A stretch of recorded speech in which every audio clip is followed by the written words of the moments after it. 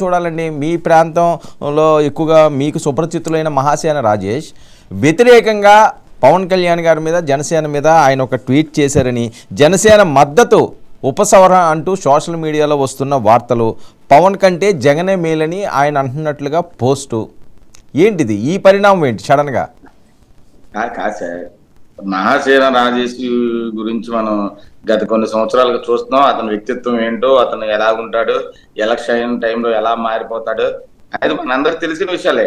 ఇప్పుడు సీట్ ఇవ్వగానే చంద్రబాబు నాయుడు గారు మాకు దేవుడు అన్నాడు. అక్కడ పీకన్నవరంలో అతనికి గెలిచే పరిస్థితి లేదు, డిపాజిట్లు కూడా రావు, అది అందరికి తెలిసిన నిజమే. కాబట్టి ఆ సీట్ ని మార్చి వాళ్ళు జనసేన పార్టీకి ఇచ్చారు కాబట్టి ఆ అక్కోసాన్ని పవన్ కళ్యాణ్ గారి మీద అతను కక్కడం జరుగుతుంది, ఎలగక్కడం జరుగుతుంది.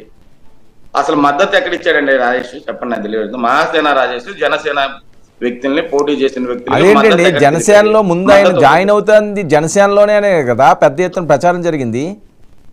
కాదు సార్, వీళ్ళందరూ ఎలా ఉన్నారంటే పవన్ కళ్యాణ్ గారు ఒక ఎజెండాతో వెళ్తున్నారు. పవన్ కళ్యాణ్ గారు రాజ్యాధికారమే కాకుండా రాజ్యాధికారమే నాకు కావాలని కాకుండా ఒక నిజాయితీ అయిన రాజకీయాలని నేను చెయ్యాలి, నిబద్ధత ఉన్న రాజకీయాలను నేను చేయాలంటూ ఆయన ఎవరు మరితే అన్న పార్టీలు తీసుకోవడం జరగట్లేదు.